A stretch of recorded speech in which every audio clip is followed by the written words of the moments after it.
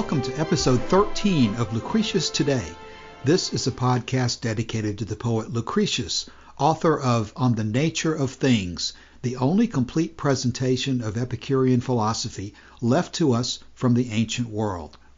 I'm your host Cassius, and together with my panelists from the EpicureanFriends.com forum, we'll walk you through the 6 books of Lucretius's poem and discuss how Epicurean philosophy can apply to you today.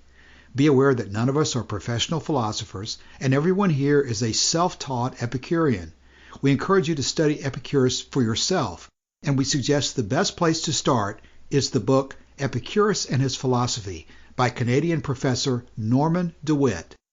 Find out more about the nature and goals of our podcast at lucretiustoday.com, where you can download a copy of the text that we read from each week. In episode 13, we move to a discussion of Epicurus's view on whether reality is objective or subjective, and we explore how Epicurus categorized the things we experience around us as being either the properties of bodies or the qualities of bodies.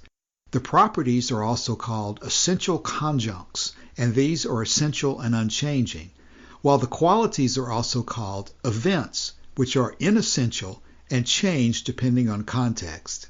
Whether properties or qualities, all of our experiences arise from the nature, movement, and combinations of the atoms, which cease to exist when the atoms which compose the bodies disperse.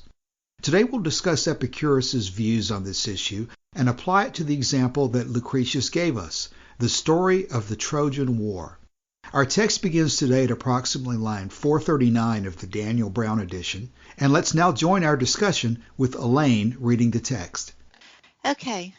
Again, whatever is must either act itself or be by other agents acted on, or must be something in which other bodies have a place and move, but nothing without body can act or be acted on. And where can this be done but in a vacuum or empty space? Therefore, beside what body is or space, no third degree in nature can be found. Nothing that ever can affect our sense or by the power of thought can be conceived. All other things you'll find essential conjuncts, or else the events or accidents of these. I call essential conjunct what's so joined to a thing that it cannot, without fatal violence, be forced or parted from it, is weight to stones, to fire, heat, moisture to the sea, touch to all bodies, and not to be touched essential is devoid. But on the contrary, bondage, liberty, riches, poverty, war, concord, or the like, which not affect the nature of the thing, but when they come or go, the thing remains entire. These, as it is fit we should, we call events. Time likewise of itself is nothing. Our sense collects from things themselves what has been done long since, the thing that present is, and what's to come. For no one, we must own, ever thought of time distinct from things in motion or at rest. For when the poets sing of Helen's rape, or of the Trojan state subdued by war, we must not say that these things do exist now in themselves, since time, irrevocably past, has long since swept away that race of men that were the cause of those events. For every act is either properly the event of things, or of the places where those things are done. Further, if things were not of matter formed, were there no place or space where things might act, the fire that burned in Paris's heart, blown up by love of Helen's beauty, had never raised the famous contests of a cruel war, nor had the wooden horse set Troy on fire, discharging from its belly in the night the armed Greeks. From whence you plainly see that actions do not of themselves subsist as bodies do, nor are in nature such as is a void, but rather are more justly called the events of body and of space where things are carried on. For the next several episodes, we are deep into the details of atoms and void, and we're going to find that the subject matter is not repetitive as much as just we're going to have to keep focus on what the big picture is, and so that we don't lose touch with where we've come from. Yeah. In this section, I break it down at least three different ways in my mind about what these passages are talking about, because I see the first part of it setting up the issue of what it means to be a property or a quality. What is this essential conjunct and this issue called events? And that's very deep. We need to spend some significant time on. But then it immediately switches over to the issue of time, and that's a huge issue in itself. And then this issue of what is he even talking about when he discusses the Trojan War. I think that's all related, but it's the third topic that we need to be clear what we're talking about, I think. So the first one, he's introducing the issue of essential conjuncts versus events or accidents, after first reminding us that there's nothing except bodies and void.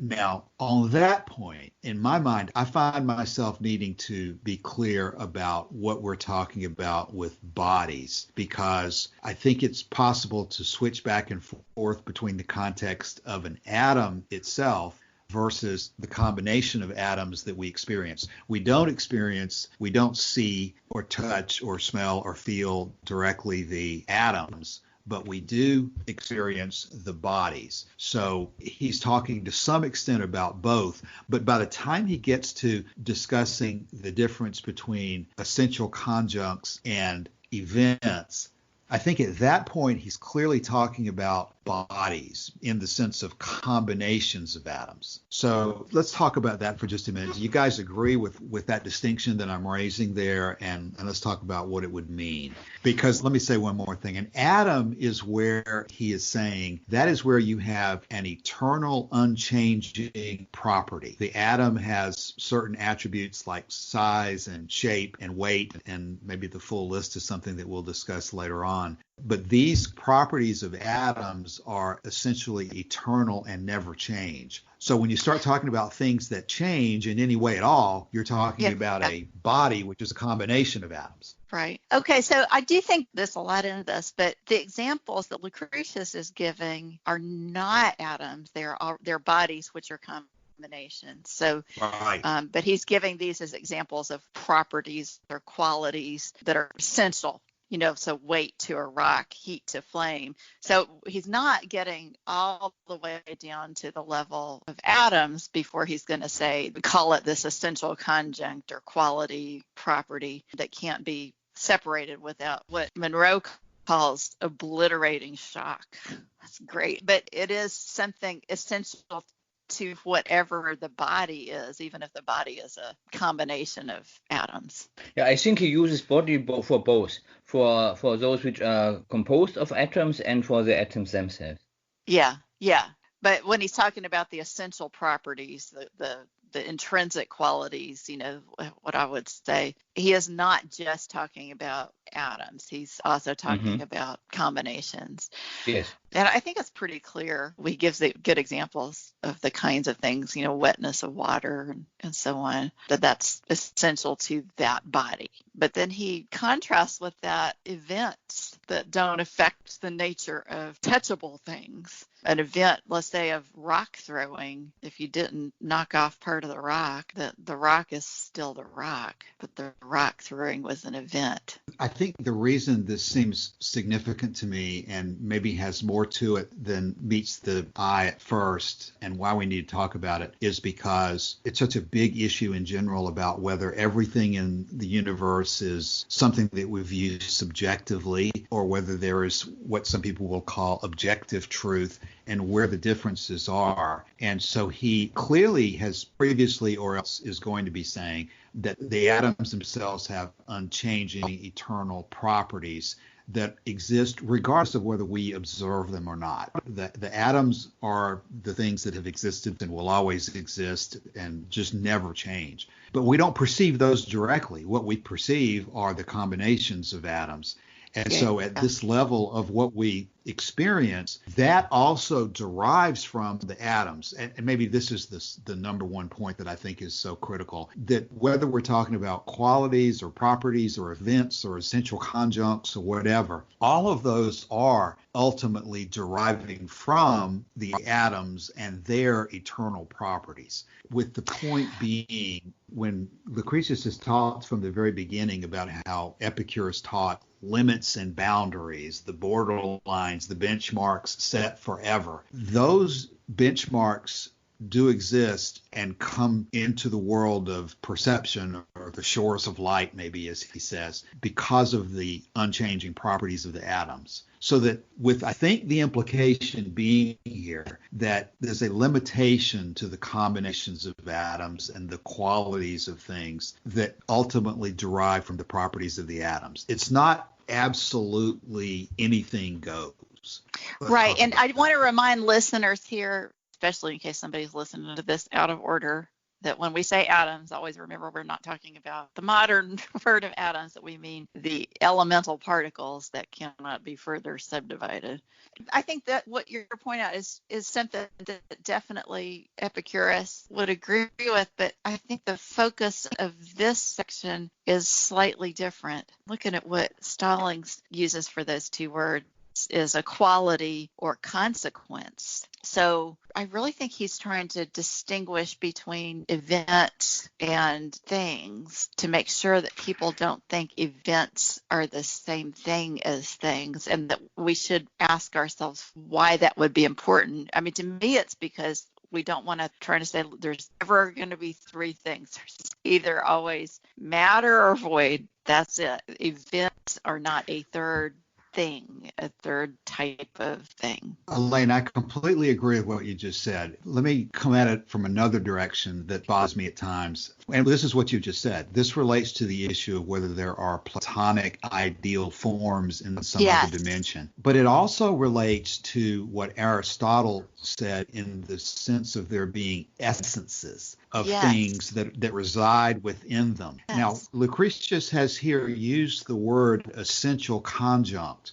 So we need to think about the implications of how there can be an essential conjunct, like the sea has moisture or fire has heat and stones have weight. What does it mean from an Epicurean point of view for weight to be an essential conjunct of a stone, but not be sort of a mystical essence like Aristotle might have said is residing within the stone? And that's obviously down to the atom. So I agree with you on that. You know, you couldn't say that any of these things have these essential characteristics unless the particles and the way that they combined resulted in that. But I think the big contrast here is what you just said initially, that we should really focus on now, which is liberty is an event. You know, it's a consequence. It is not a property of any of the bodies. And so there's no ideal realm of liberty, and there's no thing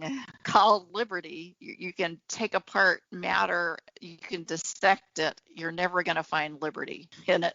That's my opinion, that is the critical thing that he is laying out here. And if people don't keep that in mind, they're also going to forget that you're not going to find honesty in matter, right? None of the so-called virtues, there's no way you can demonstrate them, but there are events that we perceive as, you know, being honest. It is not in the thing.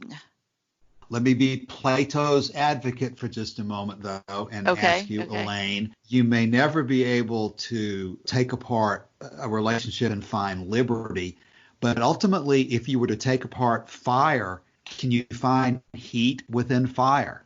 Don't you ultimately, even according to Epicurean viewpoints, ultimately find atoms and void within fire? So where is the dividing line? If everything just gets reduced back to atoms and void, then have you really got anything? Yeah, because at some point you can actually feel heat, but the senses, I think that's the key. Yeah, and so, but none of these concepts are things you can touch. However, you can perceive events and attach a concept to that mentally, but it doesn't mean that your concept has touchable, reality ever. I do think that's an important way to look at this. Martin, are you having any thoughts? Nothing in addition. And of course, Charles, I know you're not feeling well. Feel free to chime in at any point. Yeah, I also see a hint of trying to establish that these events aren't preordained by anything. They aren't determined. They're not predetermined. Yeah, I see that in there too. He doesn't explicitly say it, but yeah, it's in there, right? Because it's not an essential property, then it has to be. It could happen or could not happen. Yeah, definitely. Great point. It's only implied because of the last half where he talks about bondage, liberty, riches, and poverty. Yeah. It's because those are directly perceived. They relate back to the senses. Right. Very good. I want to bring in a contrasting view from Buddhism. There's this concept called emptiness, which people get confused about, and we'll get into kind of straw man arguments over. But it does not mean, at least as far as what I understand, it doesn't mean void, but it means that the Buddha said that things had no existence in and of themselves, that everything was interdependently arising. So everything was transient and also interdependent, and therefore it has no independent, stable existence. But that's in contrast to Epicurus, who said the atoms have this stable, irreducible existence, that there are elementary particles that have existence. So that the choice of which one of those things you're going to say is true has huge consequences for where you'll proceed after that. Elaine, that's where I was going earlier with the idea of kind of going up and down the chain and keeping the chain in mind, because I could see a Buddhist or someone listening to what you just said about Buddhism might say that, well, Epicurus says that everything is changing constantly too, in the sense that the atoms are constantly moving. And Epicurus says that everything that comes together eventually blows apart at some point in time as well. So none of the bodies are eternal. It's all constantly moving. Everything's composed by atoms. What's the difference? Right. And so between Buddhism and Epicurus on that? In Epicurean, so we need to say, well, those are events. Those are not things, irreducible things. They're events. In the sense, the bodies, even if they're temporary, are composed of irreducible particles. You can't say that they don't exist. Elaine, that reminds me, in Diogenes of Oinoander, there is the section that says that some people say that the flux exists and it moves so fast that it's not possible to ever be certain of anything. But Diogenes of Oinoander says that we Epicureans don't hold to that. We acknowledge that the flux exists, but not that it moves so fast that we can never be certain of anything. Right. It's not chaos, because the elementary particles have properties.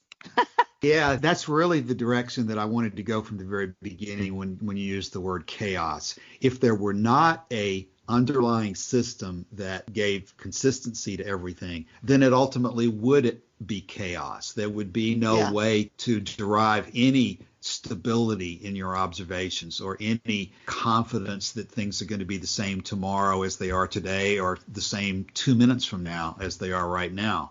You'd have a deer in the headlights stare at you because everything was moving around you so fast that you were basically hypnotized by the motions. But it would not be possible to live if that was really the nature of reality for us. But the nature of reality to us, all good and evil, comes to us through the senses. Yes. And then, are you ready to move on to time? It's probably a good time to do that. Yes. Time to move on to time. Yes. So I have seen people get confused over this time likewise of itself is nothing. That does not mean that we are saying that time doesn't happen. We're saying it is not a thing. It is it's an event. Time is the change, are observing the changing events of matter, but it is not itself a thing. Although I hope Martin can comment on this. I remember vaguely reading some article a few years ago about somebody who thought that there might be such a thing as a time crystal, that would kind of change everything. But Those I are don't two know. words that I don't think should be used together. Time and crystal.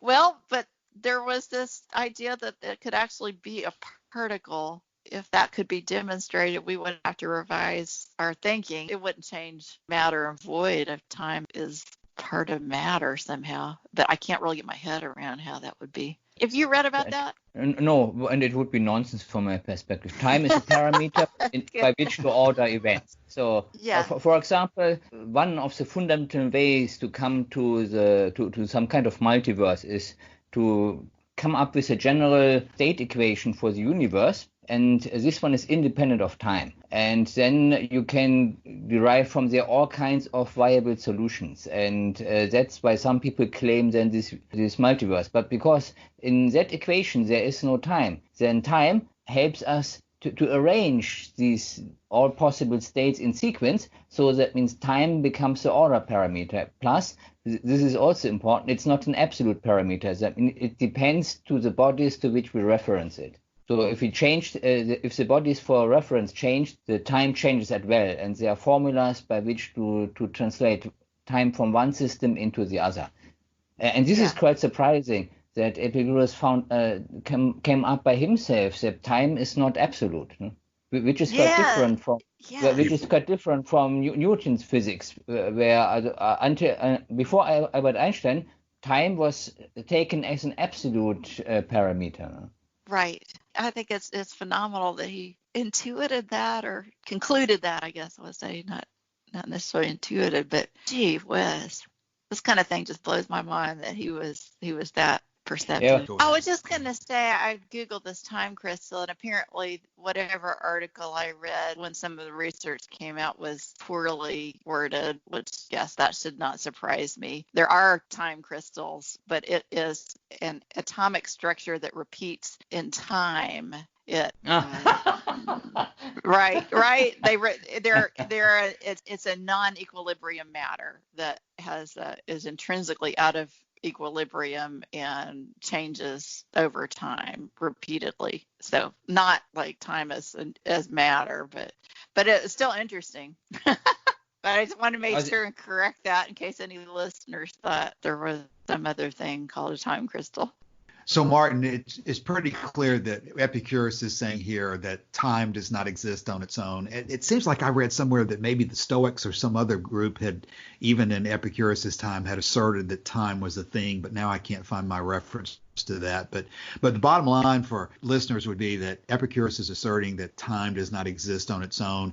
It is simply an attribute of the movement of bodies. Is that everybody's understanding of this? And yeah, and it's also different from saying time is an illusion, which some people will say. Lucretius is not saying that. He's just saying that it's an event. In fact, there's an elaboration on this in the letter to Herodotus that I wish we had in front of us right now, but I don't have that section, and we won't try to get into it today. But I know that this is also discussed in the letter to Herodotus as well. It'd be easy to, mess that up. I just say it'd be easy to say, oh, time is imaginary. No. Right. I mean, in general, it's the issue of illusion is something that's very important here, because Epicurus acknowledges that illusions can occur. There's a long discussion in Book 4 of illusions, but everything is not an illusion, and it's important to accept things as we see them, as we sense them. Right. And so circling back on that first paragraph, time is not an illusion. It's an event. Liberty is not an illusion if you remember that it's an event, right? It doesn't have separate existence in an abstract realm. There's no such thing, but you can be free, right? And you can have poverty. You can be at war. We know that people can be at war. But the concept itself doesn't have its own existence. It's just a word describing an event. Would you agree? Yes, I would agree with that. At this moment, when you're discussing the illusions, Elaine, I would want to throw in one of the things that I come back to often in my criticism of those who use the word accident to describe this. I like the word event more than I like the word accident, because to me, the word accident would imply that you could have the same arrangements of atoms, but by accident, you would experience them a different way tomorrow or 5 minutes from now than you do today. To me, the word event is much more like consequence, and it ties what we're experiencing to the movement of the atoms and the void, and don't imply that there's some luck or some force of luck that's out there that is going to change tomorrow. Well, but you don't want to so you want to maintain probabilistic events. You don't want to lock that into determinism. So I'd be careful. It's clearly there's clearly some ambiguity here and the need to be precise about it. Yeah. Because you do have the swerve, you have right subjective experiences from person to person, and so you don't have in general this objective reality that people want to assert is out there. But at the same time, I do think that your experiences are, again, I think the word is limited. I think that there are limits to what the atoms will do. Yeah, okay, I agree with that. Now, I would, just to be picky with words, I wouldn't say that we're saying there's not objective reality. I'm saying that I think we should say there's not objective perception. There's not objective perception, and maybe there's not objective reality depending on how you define the word. Wait. Yeah. Where I'm going with this is I think that Lucretius is doing what has to be done here and divide some things into different areas, that liberty, war, concord, and things like that, which are events, are much more subjective than things like weight and rocks and heat and fire. But that doesn't mean that those things are always going to be perceived in the same way. It's really only the atoms themselves that are always the same. Okay. There's no essence to them. There's no based on sensation. I think we got to be careful here that we're not mixing up the words objective. So objective means that it does objective just means that it is a real thing, that it exists whether we observe it or not. And I think it's pretty clear that Epicurus came down on the side that there is an objective reality. But subjective means how we perceive it. Can we actually perceive it other than as subjects? And I think it's pretty clear also that he said, no, we perceive it through our senses, right? Elaine, where's the realm of objective reality in the categories we're talking about today? Is slavery, poverty, riches, liberty, war, concord, is that the realm in which objective reality exists? Okay, wait a minute. I was about to get there. So we would say what we're perceiving as a rock has existence, whether we're looking at it or not, but we can only perceive it subjectively, which is fine. Epicurus didn't think that's a problem. Some people do. The same thing as if we watch an event that we're going to call poverty or war, he would say there were things happening, because an event can't happen unless there are bodies moving. So the actual event is happening, but it can only be perceived subjectively. And since each subjective perceiving has its own feelings about that, depending on the subject, it's going to be experienced differently. But that doesn't mean that it doesn't happen. But that also doesn't mean that an event is a thing. Well, you didn't use the word objective reality there. So poverty itself, I would think he would say that all the events that we label as poverty happen whether I'm looking at them or not. Let's say I'm not looking at them, I don't know anything about them, but because atoms are moving, particles are moving and recombining and so on, the events are happening, but they could never be perceived other than by a subject. So, it doesn't matter whether I'm looking at somebody being poor or not. Those events are happening. How we label it is all mixed up with what our feelings are about it. But feelings, of course, are accomplished by particles in the brain. So there's nothing that's actually not happening, but there's not an ideal realm. There's not a thing you can touch called poverty. It doesn't have independent existence. It's an experience. It's an event.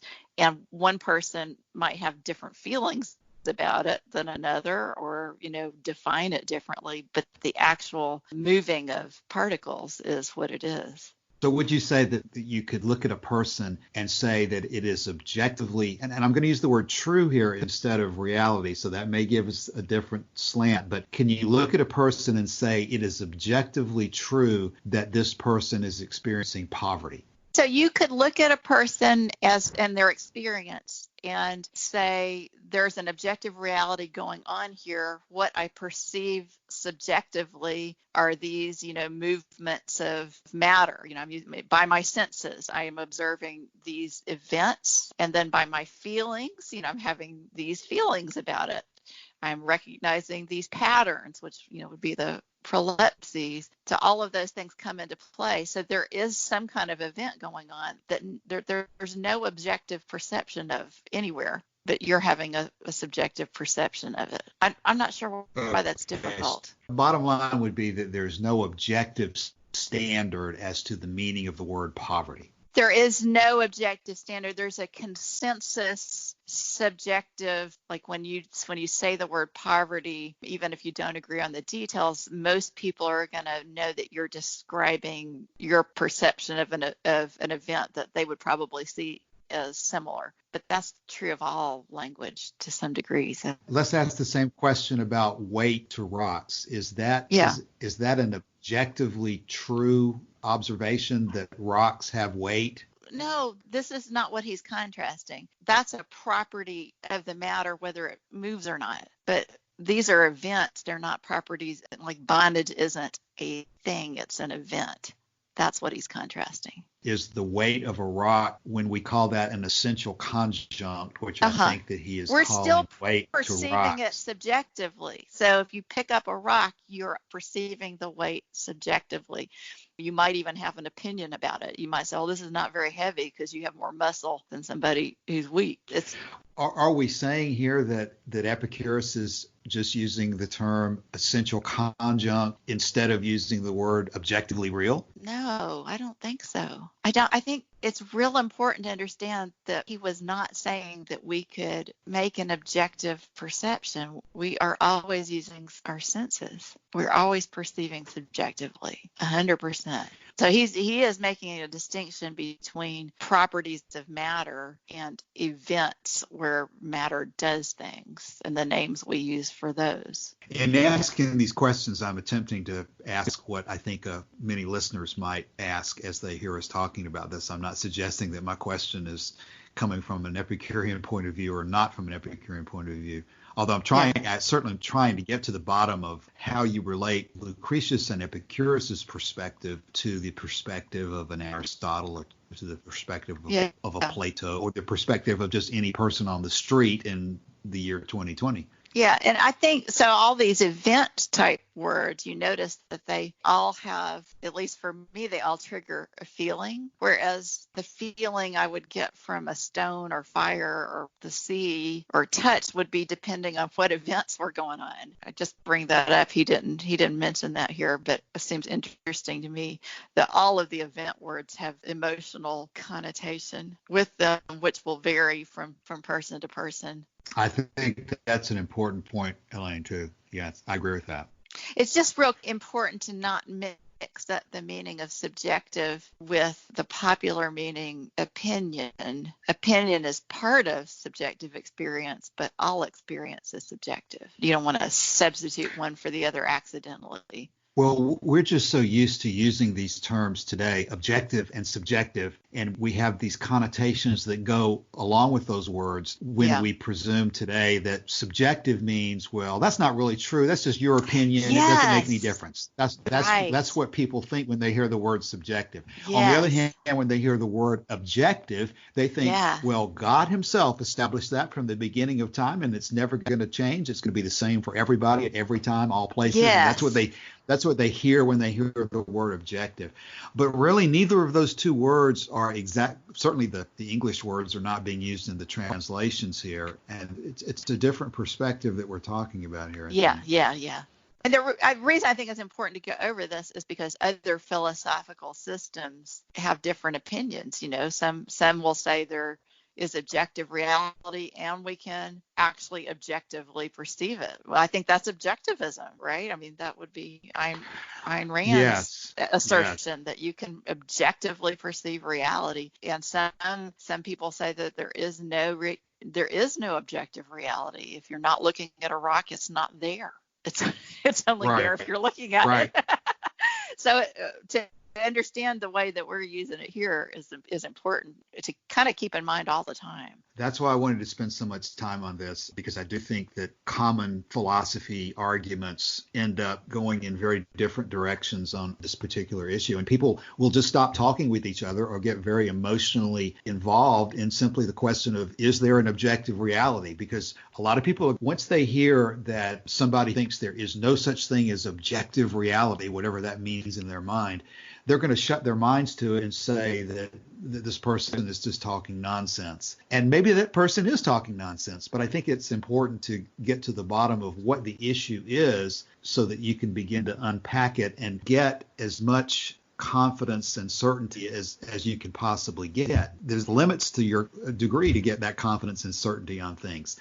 But that doesn't mean that there's no confidence and certainty. That's what people are doing. They bat back and forth like a game of badminton or ping pong. They go from absolute certainty one moment to absolutely uncertain and absolutely chaotic the next moment. And it's not a matter of balance either. It's not a matter of just coming down in the middle. It's a matter of understanding a system that would give a rhyme and a reason and a way to unpack everything in a reliable way. And that's what the atom and void system does. Everything does ultimately go back to those elements. Back to reality, to matter and void. So some of the popular New Age kind of stuff is that you're creating your own reality. Everybody's creating their own reality.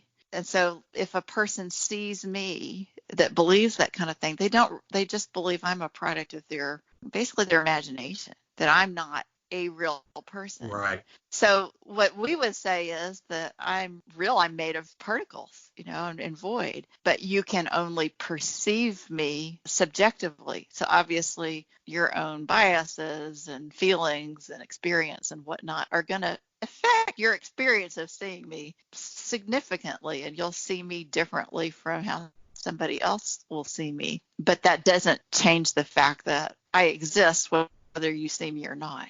It's almost like this whole word of subjectivity has been polluted and degraded and given it such a negative connotation.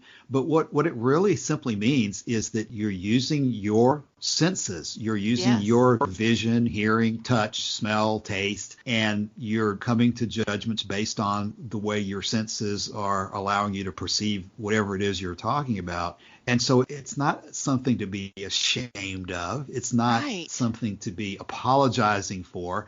It is your essence as a human being that this is the way you operate. And if you abandon your senses, or if you consider them to be something that's unworthy and that you're a worm because you don't have the godlike ability to know everything at every moment and to be omnipotent and omniscient and all those things, then you're just totally off base from the way nature created you. Yeah. You've gotten into illusion, mental illusion. Yes. We can probably go further and go ahead into the Trojan War story. Martin, do you have anything at the moment? No. Probably rather than postpone it until next week, we ought to at least begin to touch on the passage about the Trojan War. Elaine, what do you think about that? So I would say when he's describing these events, first he talked about labels that we'll put on, kind of broad categories of events, like the event of poverty, which is pretty broad. And now he's bringing up some specific events that his readers are going to be familiar with the Trojan War, rather than something broad. So you might want to think, okay, well, now that he's getting specific, this is concrete in a different way. So those things could have their own existence. But he's saying, no, even these specific events don't have existence themselves. They are just events of the body and of space where it happens. So the love and the emotions and the war and the wooden horse, all of that, those were events. You can't find them separate from the matter and the void. They did happen. They did happen. They certainly happened to the people who were involved, Yes. and Yeah. they were extremely important to those people to whom they happened. They're extremely important to Lucretius. They're Yes. extremely important to all of the Romans who understand their heritage, or their story is that they descend from the Trojans themselves. So by no means is he suggesting that it's not important that this occurred, but he's saying that it's not something that continues to exist in the present world. It's something that has to be dealt with as an event that occurred at that particular time, just like the things that occur to us are events that happen at a particular time, but they're not Right. anything mystical or Right. eternal in themselves.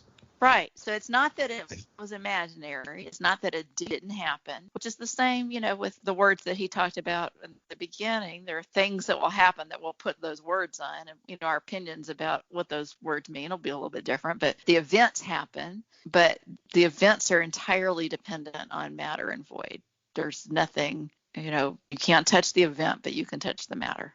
Okay, well, we might be ready to begin to wrap up for this episode. Martin, the story of the Trojan War here has always particularly interested me as I've read this passage. And I do think that as we're discussing it, it's just ultimately an example of applying the observations that he's made about atoms and void and events and properties and so forth and how they relate. But I'm wondering how does the story strike you, Martin, in general? I know how your very scientific or physics orientation, does this strike you as odd anyway, or as particularly interesting or particularly uninteresting, or do you ask yourself why he's going into this, or anything about the way it strikes you? I mean, for me, it's just an example to what an event is, and this was, probably for the past, for the ancient times more than today, something what was considered outstanding. So at that time, probably. Everybody will have heard about it. Yeah, it'd be like Columbus discovering the New World or something like that. It's a big event that people orient themselves by. Other than the fact that, of course, we're talking Epicurean philosophy, and that this applies to Epicurus too, I wonder if there's not a tinge here in citing the Trojan War, if there's not a tinge of reminding the Romans to be distrustful of some of these Greek philosophers. I gather that the Romans were not altogether impressed with all of the theories of the Greeks, and that they're reminding the Romans to be careful about how the Greeks can be pretty tricky people with this Trojan horse. I didn't think about that, but that is a good point. And there's a Trojan horse of Platonism in all of these philosophies that it really does bring some miserable stuff along hidden in it. Yeah, that's great. Yes, absolutely. All right. Well, this has been another good episode, and we will continue next week unless somebody has something else. That's all. Elaine, it might be nice to say something about where we're going to go next week, but I don't remember. This was episode 13. Episode 14 goes back into the how the atoms are solid and indestructible and therefore eternal. So we are going to be staying for quite a while with the attributes of the atoms and the void and the things that we derive from those attributes. So we'll do that next week. All right. Martin, anything else? No. Thanks as always. We'll end at this point.